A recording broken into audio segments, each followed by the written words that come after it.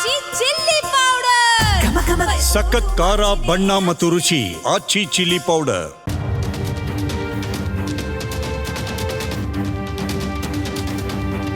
ಬಾದಾಮಿ ಅಂದ್ರೆ ಎಲ್ಲರಿಗೂ ನೆನಪಾಗೋದು ಕರ್ನಾಟಕವನ್ನಾಳಿದ ಹೆಮ್ಮೆಯ ಚಾಲುಕ್ಯ ರಾಜಮನೆತನ. ಅವರ ರಾಜಧಾನಿ ಬಾದಾಮಿ. ಅವತ್ತು ಚಾಲುಕ್ಯರ ರಾಜಧಾನಿಯಾಗಿದ್ದ ಬಾದಾಮಿ ಇವತ್ತು ಬಾಗಲಕೋಟೆ ಜಿಲ್ಲೆಯ ಒಂದು ತಾಲೂಕಾ ಕೇಂದ್ರವಾಗಿದೆ.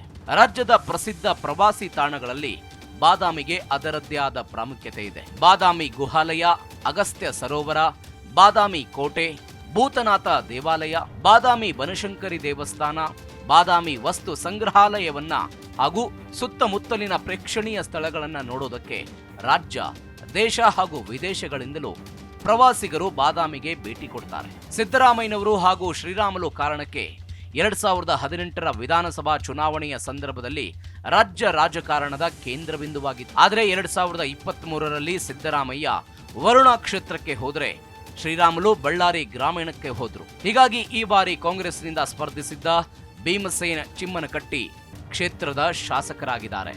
ಸಿದ್ದರಾಮಯ್ಯನವರಿಗೆ ರಾಜಕೀಯ ಪುನರ್ಜನ್ಮ ಕೊಟ್ಟ ಕ್ಷೇತ್ರ ಬಾದಾಮಿ. ಬಾದಾಮಿಗೆ ಸಿದ್ದರಾಮಯ್ಯನವರು ಬಂದಾಗ ಅವರಿಗಾಗಿ ಮಾಜಿ ಸಚಿವರಾಗಿದ್ದ ಬೇಬಿ ಚಿಮ್ಮನಕಟ್ಟಿ ಕ್ಷೇತ್ರವನ್ನ ತ್ಯಾಗ ಮಾಡಿದ್ರು. ಆದರೆ ಈಗ ಸ್ವತಃ ಸಿದ್ದರಾಮಯ್ಯನವರೇ ಬಾದಾಮಿ ಕ್ಷೇತ್ರದಲ್ಲಿ ಕಾಂಗ್ರೆಸ್ನವರನ್ನ ಒಗ್ಗೂಡಿಸಿ ಚಿಮ್ಮನಕಟ್ಟಿ ಪುತ್ರ ಭೀಮಸೇನ್ ಚಿಮ್ಮನಕಟ್ಟಿಯವರನ್ನ ಗೆಲ್ಲಿಸಿಕೊಟ್ಟಿದ್ದಾರೆ. ಭೀಮಸೇನ್ ಚಿಮ್ಮನಕಟ್ಟಿಯವರ ತಂದೆ ಕುರುಬ ಸಮುದಾಯಕ್ಕೆ ಸೇರಿದ ಕಾಂಗ್ರೆಸ್ನ ಮಾಜಿ ಶಾಸಕ ಬಿಬಿ ಚಿಮ್ಮನಕಟ್ಟಿ ಮತ್ತು ಲಿಂಗಾಯತ ಸಮುದಾಯಕ್ಕೆ ಸೇರಿದ ಬಿಜೆಪಿಯ ಮಾಜಿ ಶಾಸಕ ಎಂಕೆ ಪಟ್ಟಣಶೆಟ್ಟಿ ನಡುವೆ ದಶಕಗಳ ಕಾಲ ಈ ಕ್ಷೇತ್ರದಲ್ಲಿ ಪೈಪೋಟಿ ನಡೆದಿದೆ.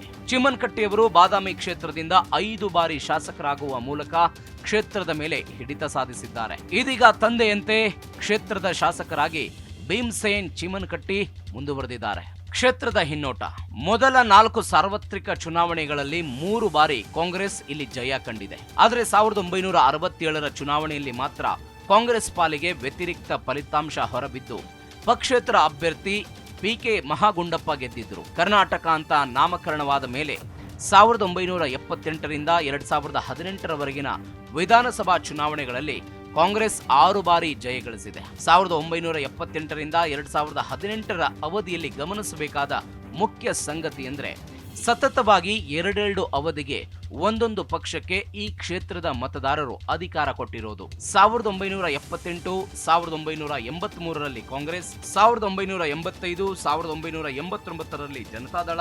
1994, 1999ರಲ್ಲಿ ಕಾಂಗ್ರೆಸ್, 2004, 2008ರಲ್ಲಿ ಮೊದಲ ಬಾರಿಗೆ ಬಿಜೆಪಿ ಹಾಗೂ 2013, 2018ರಲ್ಲಿ ಮತ್ತೆ ಕಾಂಗ್ರೆಸ್ ಜಯಗಳಿಸಿದ್ದು. 1978ರ ಚುನಾವಣೆಯಲ್ಲಿ ಕಾಂಗ್ರೆಸ್ ಅಭ್ಯರ್ಥಿಯಾಗಿ ಬಿಬಿ ಚಿಮ್ಮನಕಟ್ಟಿ ಸ್ಪರ್ಧಿಸಿ ಮೊದಲ ಬಾರಿಗೆ ಶಾಸಕರಾಗಿ ಆಯ್ಕೆಯಾದರು.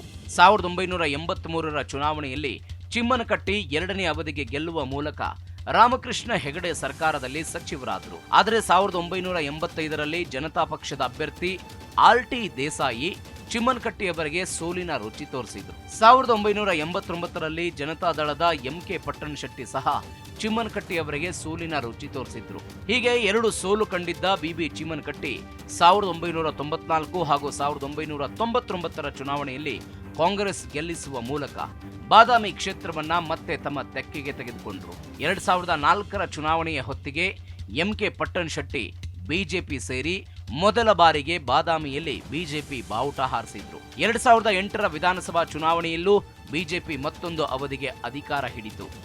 ಆಗ ಎಂಕೆ ಪಟ್ಟಣಶೆಟ್ಟಿ 53,409 ಮತಗಳನ್ನು ಪಡೆದು ಗೆಲುವು ಕಂಡ್ರೆ ಚಿಮ್ಮನಕಟ್ಟಿ 48,302 ಮತವನ್ನ ಪಡೆದು ಸೋಲು ಕಂಡ್ರು.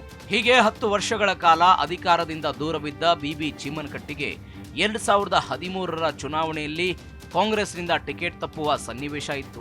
ಈ ವೇಳೆಗಾಗಲೇ ಕುರುಬ ಸಮುದಾಯದ ನಾಯಕನಾಗಿ ಹೊರಹೊಮ್ಮಿದ್ರಿಂದ ಬಾದಾಮಿ ಕ್ಷೇತ್ರದ ಕುರುಬ ಸಮುದಾಯದ ಚಿಮ್ಮನಕಟ್ಟಿ ಬೆಂಬಲಕ್ಕೆ ಅನೇಕ ಜನ ನಿಂತರು. ಹೀಗಾಗಿ ಅವರಿಗೆ ಟಿಕೆಟ್ ಸಿಕ್ತು.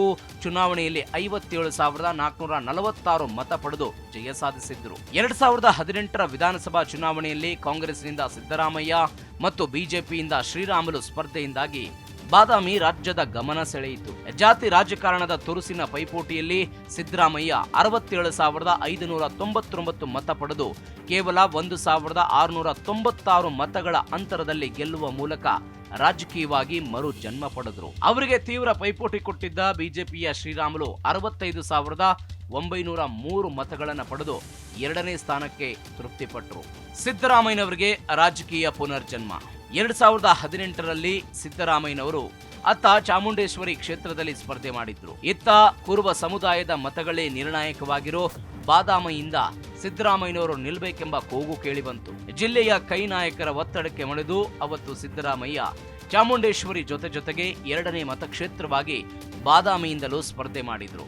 ಆದರೆ ಚಾಮುಂಡೇಶ್ವರಿಯಲ್ಲಿ ಸಿದ್ದರಾಮಯ್ಯನವರು ಚುನಾವಣೆಯಲ್ಲಿ ಸೋತ್ರೆ ಇತ್ತ ಬಾದಾಮಿಯಿಂದ 1,500 ಮತಗಳ ಅಂತರದಲ್ಲಿ ಗೆಲುವು ಕಂಡ್ರು. ಕೊನೆಯ ಕ್ಷಣದಲ್ಲಿ ಬಾದಾಮಿಗೆ ಬಂದು ಪ್ರಚಾರ ಮಾಡಿ ಹೋಗಿದ್ದ ಸಿದ್ದರಾಮಯ್ಯನವರನ್ನ ಬಾದಾಮಿಯ ಕೈ ನಾಯಕರು ಬಿಜೆಪಿಯ ಶ್ರೀರಾಮುಲು ವಿರುದ್ಧ ಗೆಲ್ಲುವಂತೆ ನೋಡಿಕೊಂಡಿದ್ರು. ಹೀಗಾಗಿ ಸಿದ್ದರಾಮಯ್ಯನವರೇ ಹೇಳುವಂತೆ ಬಾದಾಮಿ ಸಿದ್ದರಾಮಯ್ಯನವರಿಗೆ ರಾಜಕೀಯ ಪುನರ್ಜನ್ಮ ಕೊಟ್ಟಿದ್ದ ಕ್ಷೇತ್ರವಾಗಿತ್ತು.